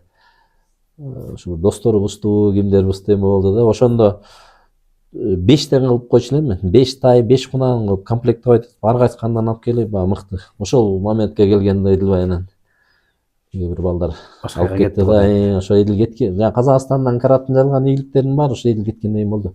Кийинки жылы бирок. Ошол жылы Эдил болгондо андан дагы мыкты ийгиликтерге жетишмекпиз да. Беркаттар дагы далай. Ошол жылы кунандары мыкты эле. Жанагы Актилек, Аравиялар кунан болгондо Актилек, Аравия, Керемет, Нургашка деген 4 кунаным бар эле. 2ден кошсом биринчи, экинчиси келчү. Ошол жылы кунанды аябай катуу уттук да. Ошол жылы Карат жана уткан жылы кунандарым ошондой болчу да. 4 жакшы кунаным бар эле. Ошо Караттын карындашы бар эле, Роза деген. Байсангур, ошо батыраак да, сандан сыр. Байтерек деген ошо Бегимайдын Актилектин бир тууганы бар эле, ал дагы жакшы утту. Актилек эмеден Кожомкулдун тоюнда 2 болду. Кунанында ошо жакшы байгелерди утту, ал дагы. Ошол бар эле. Төртүнчүсү кайсы кунан? Батыр. Батыр деген дагы бир кунан бар эле да. Төртөө тең мыкты болчу. Жакшы комплектация болуп, бүт руслого түшкөндө кетти эле да, баягы жокто келип стройкадан баштап ушул жерде жүрдү. Ийгиликтин баарын жаратты, мына деп эмеге отурарда кетти да ал жигит дагы. Бирок жакшы, мен Эдил жөнүндө эч эмем жок. Азыр кай жерден жолуксак кучакташып, өбүшүп, учурашып, үйүнө барып, ата энеси менен дагы жакшы таанышып, бияка келип конок болуп, үйүнө барып конок болуп жүрдүк. Той топур баарына катышып эле ушинтип жүрөбүз, ал Эдил менен биз эч эмебиз жок. Жакшы. Эдекен баягы дөөлөт деген ушундай экен да, бу Алла Таала деле өзү бир кадырда. Дөөлөттү бир чарба бир жыл берет экен, бир чарба берет экен, анан сен дөөлөттүң ушундай бир сонун жакшы ийгиликтер жаралыптыр. Анан ушул ийгиликтердин негизги ушу айгыр боюнча да бир айта кетеличи. Даран боюнча биздин көрүүчүлөрүбүз Даран боюнча азыр Дарандын кыздары, неберелер республика боюнча тарады. Кайсы десе Дарандын каны отур десе эле биз сүйүнүп алып ошодон Дарандан түшүп калалы деп аракет кылабыз. Даран боюнча бир кенен бир эки ооз сөз айтып берчи. Даран боюнча, Даран өзү Украинадан келген, Улан байке Батыркулов кошолоп келген, Иса байкеден. Ушу Дарандын балдары кээ бир тойлордо биринчи, экинчи, ушу мен билем, Матай бийде биринчи Актилек келген, экинчи Датка келген, үчүнчү Азиздин бурясы келген да. Анан кийин ошондон көп өтпөй Матай бийдин тою болду. Андаш Батырда ошондой болгон, андай Матай бийдин тою болду. Ошондо биринчи Актилек келди, экинчи Датка келди, үчүнчү Буря келди да кайра. Бүт Даран балдары. Тээрден Актилек экөөнө тең бир болду, Датка менен эме алмашты да. Биринчисинде Буря 2 болгон, экинчисинде Датка 2 болду да. Ошондо Матай бийде экинчиге да машина сайылган. Биринчи, экинчисине машина сайылган, ошо Даран 2 болот, ошо машина утканда. Андан ушу көп байгелер мен баягы эсимде жок эми анын баары, бирок ошо 2 байге менен точно эсимде бар. Дарандын малдары биринчи, первый тройкада жүрүштү да. Өтө көп чуркады. Өтө көп чуркады. Эми мен ушу Дарандын бир күчтүүлүгүнө бир таң берем. Ушу Даран элитный жакшы бээге коюлган жок. Ушу Даран менде турду, баягы наморошный бээлерден эле токтотуп жүрдү да. Мен деле баягы айгырдын эки көзү көргөпчү эмес мага келгенде. Буту шишик болчу. Баягы көп бээ каратчы эмесмин, баягы кыйбас кишилердин каратчымын, өз бээлерин каратчымын да. Бирок туулган кулунун 99% чуркады. Мен өзүм бээлеримден 99% чуркады. Кубок президенти 31-inde кунандан биринчи, экинчи Дарандын балдары келишти деген. Матай бийде жанагындай чоң байгелерде ошо биринчи, экинчи, үчүнчү келди да. Ушундай айгырлар таппай атпайлыбы айдеке? Азыр жок болуп атат. Ушу Даранда болгон балдары катар чуркан айгыр таппай атат. Бирөө бирде чуркаса бирөөндө жок. Ошо азыркыдай импорт ба элитный бээге Даран коюлган жок. Анда учуп кетмек го дейм, элитный бээлер коюлса. Кулундар. Ушу бүт доморошный Кыргызстандын өзүнөн туулган ушундай бээлерден аралды элитный бир да бээ коюлган жок. Жакшы, анан балдары мыкты чуркады да. Дагы бир суроо бербесем болбойт? Өзүнүн да баягы айгырлыгы абдан күчтүү болчу. Ушу менде ушу сокур болсо дагы 17 жашында келди. Жүгөндү барып салганда даяр болчу, бээни байлап дайындап койчубуз, барып карап эле кирип кетчү. Эчтеке мындай күчтүү болсо бир 3 карап, 4 карап бээни токтотчу. Баягы демеси дагы эме болчу да, күчтүү болчу да, айгырлыгы дагы аябай. Мыкты айгыр экен. Бээ тебип албасын көзү көрбөгөн эменде бээни байлап дайындап койчубуз. Бегимайды Батайбайга алып келчи. 2 каратчы. Bir gün es aldır, 3. gün alıp gelçi, kışаңдаса болду. Экиле карап токтотчу. Экиле каратчы. Нурпай алып келчи, ал дагы экиле каратат болду, токтотчу. Мына эмне деген айгыр, Күчтүү болчу да, айгырлыгы аябай. Дарандын да экстелери, бир сөөктөрү жеңил, бир башкача болчу тулпары. Даран ушу мен көп эле ат көрүп жүрөм, ушу Дарандыкында өркөч мен көргөн эмесмин. Өркөч бийик болот го. Дарандыкы широкий болчу, ушу мен ушу колум ушундай жетчү да, мындай. Жоон болчу. Эндүү болчу. Көп бийик эмес, бирок эндүү болчу аябай. Узун болчу мындай. Жатышы, өркөчүнүн жатышы мындай башкачараак болчу да Дарандык. Мен андай өркөчтү, балдарынан деле андай өркөчтү көргөн жокмун. Актилектер баягы бийик болчу, караттын деле өркөчү бийик болчу. Ушундай феноменальный айгырларды азыр таппай биз сайыпкерлер жамааты эсүү сооп атат да. Анан эми өзүң мына күчтүү специалист, селекционер, бир чоң жылкы заводдун директору катары азыркы чөйрөдөгү ушул заманбап айгырлардан кайсы айгырларды баалап атасың? Эми азыркы айгырлар баары эле мыкты го. Кандары да мыкты, өзлөрү да мыкты, сөөктөрү дагы. Эми кан кооп атат да. А бирок ушу даранын балдарындай болуп мындай чыгып бир уткан айгыр мен балда боло элек да. Боло элек да. Эми баягы бул эми айгыр менен бие келишиш керек да. Бир айгырга бир бие келип калат, мыкты болот да. Айгырдан эле көрө бербей, биринчи матканы турулаш керек да. Мисалы үчүн массовый бие болсо жеңилирээк айгыр кылып, жеңил бие болсо массивный айгыр кылып, ошентип биз ошондой, мен өзүм ошондой кылып селекция кылам да. Анан эми азыр специалисттер көп, кам боюнча дагы специалисттер көп, алар боюнча да сүрүштүрөт. Ошо кан бие менен айгыр келишмейин болбойт го деп ойлойм да мен өзүм. Анан Айдаке, Бакыт деген биздин үзөңүлөш жамаатыбызда досторубуз бар Сосновкада. Ошого Бүркүт деген айгыр келди ошо жигитке. Келгене бир эле жыл болду. Анан ошо казак туугандарыбыз ушу Бүркүт жөнүндө абдан жакшы айтышып атат да, бул келечеги зор айгыр деп. Ушу Бүркүттү да көрүп калдыңбы? Ошо Бүркүт боюнча бир айтып берчи. Бүркүт жакшы айгыр аябай. Бүркүттү мен казакта чабып жүргөндө эле көргөм ал айгырды. Ошо жанагы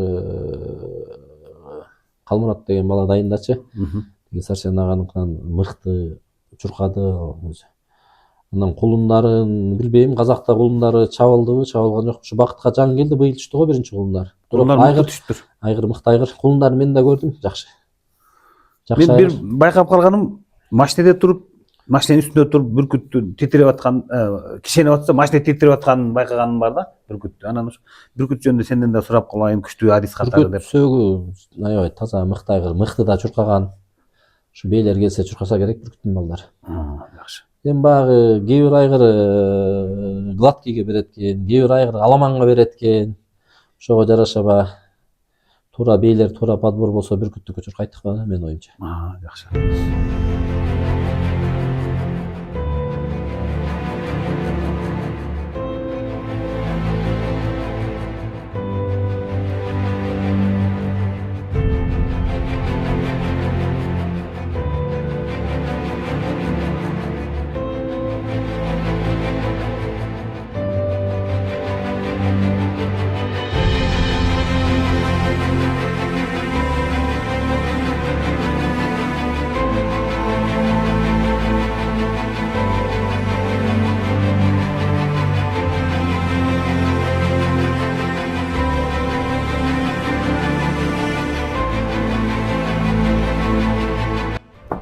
Урматтуу достор, биздин Айдар досубуздун учурдагы күлүктөрү менен да сиздерге тааныштырып өтөлү. Бул боюнча Үтүрүп Айдардын уулу Эрбол менен да маек кылалы. Эрбол мына жаныбар ол. Бул күлүк боюнча сиздердин айтып бериңиз. Ассаламу алейкум. Бул Байсаңгур деген биздин чарбанын производитель айгыры. Bunun atası Sandansır деген айгыр. Импорт. Импорт. Sandansır. Насыр барат, секретариат барат. Өзүнүн энеси болсо биздин чарбан Батырак деген бе. Жанагы Айтылуу Батырак. Айтылуу Батырак 48 күнүн ичинде 3 машина кунанында уткан.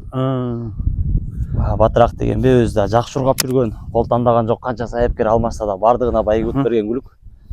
Ошол азыркы учурда биздин чарбанын производители. Бул өзү чабылды эле? Ооба, өзү чабылып жүргөн. Тилекке каршы бул машина уталган жок, бирок байгут да? Байге утуп жүрдү. Канчалык? Өзү мүнөзү жоош. Мына күн тийбесин көрүп коелу, сорузуңөр эле достор. Мына тулпардын сорузун көрүңүздөр. Мына достор, могу мыкты күн тийбес, мына мону болуш керек. Мынакей, мына жердеги 350ге жакын ачык болот да. Бул жагына сөз кылалы. Улантып берели. Өзү мүнөзү жоош. Минип жүргөнгө дагы аябай басыгы жакшы. Бие караганда үйүрдө жүрөт негизи. Ручной деле карабайт. Үйүрдө 10-12 бие менен жайлоо кетет. Осечка жок. 10-12 бие баары тең. Бооз керет буюрса. Кулундары чабыла баштадыбы? Быйыл буюрса чабып баштайт. Быйыл. Азыр биринчи кулундар азыр полторашка биздин сарайда. Кудай буюрса жазгы байгелерге кунанга чыгып калышат. Кудай Жана буйрса. мүнөсү жакшы экен, алкымыз сонун экен. Уюл боюнча сөз кылам, мына уюл жакшы үлктөрдүн башы жакшы экен. Уюлдарда мына достор чоң саяпкерлердин айтымында мынагу көстүн мынагу тушунан уюл өйдө болсо абдан тулпардын белгиси дейт. Анан уюлдагы кичинекей тоголок эмес, сүйрү болуш керек экен. Мына бул Байсаңгурдун уюлу бир эмес, эки уюл сүйрүдөн келип атыптыр. Сонун экен. Өзү кол тандаган жок да. Канча саяпкер ушул малды алмашып калды. Бирок баарына ылайык болуп берди. Жашы канчада? Жашы быйыл 8 жаш. 8 жаш, 5 аз экен. Азыйын көрсөтөр бекен. Баркалла. Азыйын жакшы сайыптыр, алыс сайыптыр, алдан бир бармак батып кетет. Кийинки үлтөрөлү анда, Эрбол. Эрбол, бул күлүгүң боюнча маалымат берем бизге. Эркеле деген байтал. Аха. Ак тилектин акыркы кызы. Аха. Кудай буйрса жазга 3 жаш. Аха. Энеси Керемет дегенбе? Ооба. Биздин өзүбүздүн селекциядан энеси Регелдин кызы. Атактуу Регел турбу. Ак тилектин акыркысы. Ак тилектин прямой акыркы кызы. Бул байге көрүлөк. Жок, байге көрүлөк, бул кунанында да, тайында да чабылган жок. Кудай буйрса муну сактап аламанга чыгардык быйыл. Жазга 3 жаш болот. Жазга 3 жаш болот. Быйыл улуу көчмөндөр ойуну туруп атат бизде. Мына тандоо чабыштарда сонун болгон жатат. Ошол жака иш пландар кандай, максаттар? Кудай буйрса ниет бар. Кудай буйрса аттарыбыз дайым болсо тандоо байгелерге кошуп, дальше кыргыздын намысы үчүн улуу көчмөндөр оюндарына кудай буйрса кошобуз. Жаныбар абдан жеңил, баар келген экен. Негизи тулпардын көркүндагы күлүктүгүндө бере турган мойну деп бир аксакалдын айткан эсимде да, анан анзыгандай мойну бар экен. Баары бар экен. Эми атасынын каны жатса, эне жагы кандай Регел бар экен. Энеси Регелдин кызы. Энесинин энеси Арзамаска барат. Залив көрөт турбайбы? Заливдин каны аралашса болду анда өйдө түртүлөт. Каалайсыңбы, каалабайсыңбы? Бу Заливдин каны аралашкан жер байыр чуркайт экен да. Кудай буйрса ошол өзүбүздүн чарбадан тул, өзүбүздүн селекция. Буйрса жакшы ниеттер бар. Кудай буйрса үмүттүн баарын актайт деп ишенебиз. Амин. Кудай тилегиңе жетсин. Жаштын тилегин берет дейт. Эми заводдун күлүктөрү чуркап келген, чуркай берет. Кудай буйрса үмүтүбүз бар. Жакшы экен, жакшы экен. Бас баштадыбы? Жок, азыр Багуудабы? Буйрса мо 2-3 күндүн ичинде башталат.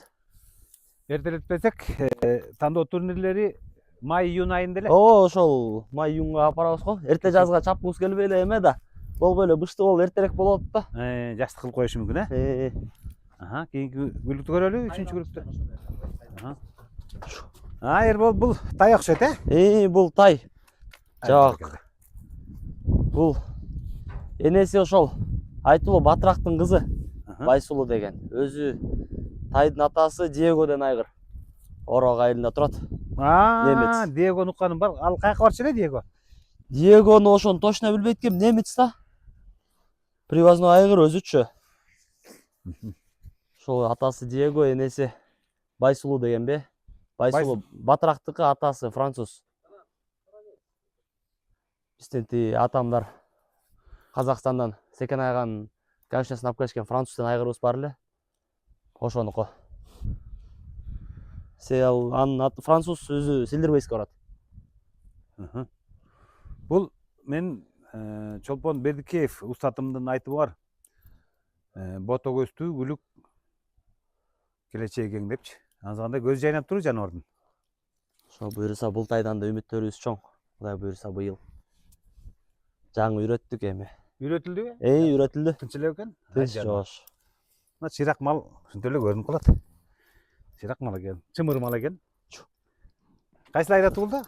Бул марттын 20-сы туулду. Марттын 20-сы туулду. Анда тур эле болот экен жас. Эми мына Кудай кааласа күзүндө тай чемпионат болгон туру. Мына быйыл көрдүңүздөр тай чемпионатта, урматтуу көрүүчүлөр. Арзуу деген тайыбыз 5 чабышта 5 өнөртең ийгилик жаратып, казак туугандар дагы алтын тайды утту. Кыргызстан тай чемпионаты. Мына ошондой ийгилик жаратыш керек бу дагы. Кудай буйрса жакшы пландарыбыз бар, жакшы ойлорубуз бар, Кудай буюрса ушул тай. Быйыл арзуу жүгүргөндө жүгүрүп берет деп ишенебиз. Кудай Өзүнүн тайнеси батырактай эле чуркап берсе жетет. Азамат тилегиңе жетип жакшы тилегин берем дейт Азамат. Тайдын башы көзү абдан сонун экен. Өзү Ооба. жоон мол экен. Тайдын кличкасын ошо тайнесинин атынан батырак деп койгонбуз. Баракелде. Буттар түптүз экен. Буттары жакшы буюрса. Түптүз. Мындай адамга жакындуу мал экен, бул- көздөрү дагы. Жайы менен эле колдоо болду да. Ошо менен кишиге жакын. Оңой Үйрөткөндө да эти да эми жакшы экен. Оңой үйрөндү да. Жакшы кан чуркай турган кан жаткан экен. Буюрса. Ишиңе ийгилик. Дагы бир маегибиз уланталы. Бу Эрбол тайды жетиле мында кармап туруп сөз кылалым биздин көрүүчүлөр үчүн. Бу Алиаскар ата жылкы заводдун жалпы канча машина уттуңар? Алиаскар ата жылкы чарбасы жалпысынан 24 машина уттук. 24 машина. Актилектин 7 машинасы, Караттын 8-9 машинасы, Батырак менен 3 машина уттук. Ошол менен Ибарат деген атыбыз 2 машина уткан. Ибарат деген байтал өзүнүн доморошка. Ошол менен жалпысынан 24 машина уттук. Гүлсары утту 1 машина, Динамит деген айгыр уткан машина, Дос деген айгырыбыз утту машина. Өтө мындай укмуштуу да ийгилик да бул. Эрбол мына сенин чоң атаңдын, анан атаңдын бир жолду салып даңгыратып, ийгиликке жол салып бериптир. Эми сен дагы ушул чарбаны дагы мындан ары өркүндөтүү үчүн кандай өзүңдүн планың, кыялдарың бар? Эми бул баягы чоң атабыздан калган нерсе да, саяпкерчилик бул. Ар бир кишинин эле колунан, ар бир кишинин эле сарайынан аттар чуркай бербейт, аккан арттан суу агат деп коет. Туп-туура. Ошол чоң атам саяпкер болгон, атам саяпкер болгон, мен каяка барам дегендей. Ошол Кудай буюрса ушул Алиаскар ата жылкы чарбасын мен ойлойм дагы бул буга чейинки тарыхта болгон жечкенттер эмес, алдыда жечкенттер андан да көп го депчи. Буюрса. Кудай буюрса жакшы маточный отделениябыз бар, жакшы производительдерибиз бар. Кудай буюрса составда толду мына эми Кудай буюрса дальше мындан да чоң ийгиликтерге жетебиз деп ойлойбуз. Биз негизи Алиаскар ата жылкы чарбасы ута элек Бирле байге калган. Дүйнөлүк көчмөндөр оюндары. Кудай буюрса ошо дүйнөлүк көчмөндөр оюндарын утсак, ошо менен болгон чоң байгенин баарын уткан болобуз да. Жакшы. Сонун. Анан Эрбол дагы бир суроо берейинчи. Бу ушундай ийгиликтер болду, баары жакшы болуп атат. Эми элдин баары импорт сырттан келген, заңкайган, дугалдай болгон айгырды алып келип атат. Анан бул Байсаңгурду көрсөм, колтума айгыр экен. Анан ушу келечектеги импорт айгырларга да алып келейин деген ой тилектер барбы? Негизи баягы биздин политика мындай да, атам үйрөткөн оюнча. Импорт айгыр көп да азыр биздечи. Бизге матка керек да. Көп нерсе маткадан зависит этет. Биз азыр алдыда пландар боюнча импорт маткаларды алып келели деп пландаштырып атабыз. Кудай буюрса ошол маткалар менен анан кийин биякта айгырлар менен селекция жүргүзүп, ошону менен дальнейший иш чаралар ошондой болот. Эрбол анан азыр селекциянын көбү багыты мындай болуп атат да. Жергиликтүү колтума мыкты байге уткан, убагында жакшы чуркан биелерге импорт айгырларды коюп атат. А сенин сөзүңө байкасам, импорт биелерди алып келип, жергиликтүү айгырларга коеюн деп атасың да. Анан бул атаң экөөңөрдүн кеңешкен оокатыңар окшойт. Бул эми баягы эме да. У каждого своя правда деп коет го орустарчы. Анысы кандай? Эми импорттун баары эле чуркай берсе, анда бизге окшогон доморошка чапкандар эчтеке утпай калмак да. Ошол эле мисалы Актилек, Караттар чуркап жүргөн маалда деле Кыргызстанга импорттор кирчи, Казакстанга импорттор кирчи да. Бирок ошол эле колтума биздин аттар чуркап жүрдү да. Анысы кандай? Эми азыр туура жакшы аттар көп, азыр утуш кыйын, деңгээл менен утуш кыйын азырчы, азыр даярдык керек да. Азыр даяр ат байге утат. Ошон үчүн селекциянын күчүнө эле ишенбей, аттын да дайындыгын караш керек го. Жакшы. Демек, келечекте мына өзүң жаңы атаңдын жумушун алып кетүү максатында эми Айдекем багы өзүнүн өкмөттүн кызматкери катары жумуш арактуу болуп, анан сага ишенип тапшырыптыр чарбанын жумушун, Сенин максатың импорт биелерди алып келип, жергиликтүү колтума айгырды кошуш керек экен. Эми жергиликтүү колтума айгыр болгондо деле эмес, биякта сөзсүз мен туура эмес түшүнүп калдыңыз, бир азча. Кыргызстанда ансыз деле импорт айгырлар көп кирип атпайбы? Баракелде. Ошолорго деле кайрылсак болот мисалычы. Туура. Ошол катары мисалы биякта уже айгырлар көп да, ошол эле Аплот, Ростов, Морган Барс. Туура. уже проверенный айгырлар да кайсыдан каяка чуркап атат, бирөөсүн там тай чуркап атат, бирөөнүн куданы чуркап атат дегендейчи. Ошого жараша селекцияны бияктан деле жүргүзсөкчү. Туура. Абдан туура акыл экен. Бу да өзүнчө жакшы жумуш. Жакшы, кана жетелеп киргизели. Дайды. Үйрөнүп калыптыр, оңой үйрөнүптүр. Жанагы жакшы мал экен. Көз тийбесин. Урматтуу достор, Али Аскар ата жылкы заводунун ийгиликтери боюнча сиздерге жакшы маалыматты бердик деп ойлоймун. Эми ошо Али Аскар ата жылкы заводунун негиздөөчүсү, жетекчи десек да болот. Чоң ийгиликтер жараткан мыкты инсан бир тууганыбыз. Бүтүр файдадын дагы өзүнүн сиздерге жаңы сайыпкерлерге жалпы кыргыз элине болгон кайрылуу каалоо тилегин угуп коелу. Рахмат. Айдаке. Ушу жалпы кыргыз элинде Кудай буйрса мына жаңы жылдын жаңы жарылган алгачкы күндөрүндө турабыз. Кыргыз элинде тынччылык болсун, токчулук болсун. Кудай буйрса мына заманыбыз да оңолуп, ишибиз да оңолуп, кыргыз элинде бир жакшы бир өзгөрүүлөр, жакшы бир иштер болуп атат. Ошонун баары кыргыз элине кут болсун. Мына Кудай буйрса өсүп келаткан сайыпкерлерибизге ден соолук, иштерин ийгилик болсун. Баягы бүгүнкү күндөн эртеңки күн артык да. Азыркы жаш балдардан аябай мыкты, күчтүү, таланттуу сайыпкерлер болуп атат. Ошолордун баары иштеринде ийгилик болсун, ден соолукта болсун. Тиги атам айтчу эле, ай сен эмес менден кыйын болосуң деп. Мен балама да айтам ушу. Сен мен кылганым эмес менден кыйын болсун деп. Ушу сайыпкерлер дагы ушу биз кылган эмес бизден кыйын болуп, кыргыз, казак Европага чыгып ат чаап, мына Кудай буйрса ушу биздин эң биринчи биздин ушу чарбанын жакейи Санчо деп койчубуз биз. Ошол жигит мына Кудай буйрса акыркы 5 жылда Европанын лучший жакей году алып атат. Ой бар. Биз аябай сыймыктанабыз аны. Мына балам экөө постоянно ийгиликтердин баарын эметип көргөзүп балама. Мага да чалып, ата келбейсизби Европага, бир көрүп кетпейсизби, биздин аттарды көрбөйсүзбү? Азыр мен араным жүрүп турат, келгиле дейт. Андан кийинки жакей мына Бека Кудай буйрса Кыргызстанда мына кече күнү лучший жакей годан алып атат. Ушу биздин ушу устаттар мына момундай иштерди кылып аткан үчүн биз аябай сыймыктанабыз. Ушу сайыпкерлер, жаш чыгып келаткан сайыпкерлер баягы результат болуш үчүн тынбай эмгек кылыш керек да. Баягы эмгек кылса ошо эмгектин үзүрүн көрөт. Ошо кыргыз эли аман болсун, эл ичинде биз аман бололу, ушундай жакшылык күндөр күн болсун. Достук аке, сизге да рахмат. Ушу Кудай буйрса ушу сиз келгени, ушу кандай бир жакшы бир ат чабышка салымдарды кошуп, чоң-чоң өзгөрүүлөрдү кылып атасыз. Сиздин да ушу ден соолукта болуңуз, ишиңизде ийгилик болуңуз, үй бүлөңүз менен аман эсен болуңуз. Ушундай бир кыргыз элине кызмат кылып жүрө бериңиз. Айдаке, рахмат. Абдан жакшы каалоо тилек болду. Мына быйыл сенин жеке турмушуңда дагы чоң ийгилик болуп атат. Мынакей ак өргөңө куттаран ак жолтой келиндүү болуп атасың, уул үйлөп, Кудай буйрса алдыда чоң жакшы ак той болуп атат. Күтүп атат баарыбызды. Кудай буйрса. Тоюң куттуу болсун. Кудай буйрса ушу балдарыбыз мына Эрбол баштаган, Эрболго өтүп берсин чарбаны. Буйрса. Эрболдун дагы мына сөзүн байкадым, үнүн байкадым, көзүн байкадым дегендей, Эрбол дагы көзү жанып туруу жолборстой болуп, жалаң ийгиликтер жаратам деп, мына ушул ийгиликтериңизге жакшы жетиңиздер. Сиздердин ийгиликтериңизге биз кубанычтабыз. Аяшыбыз аман болуп, сенин ийгиликтериңдин баардыгына мына аяшымдын менети зор. Көрүнүү дагы, көмүскө дагы сага тирбеш болуп келет. Рахмат. Аял жакшы, эл жакшы деген улуу сөз бар. Ушуну менен, урматтуу достор, биз Али Аскар ата жылкы заводунун ийгиликтери боюнча, келечектеги максаттар боюнча да сиздерге маалымат бердик деп ойлоймун.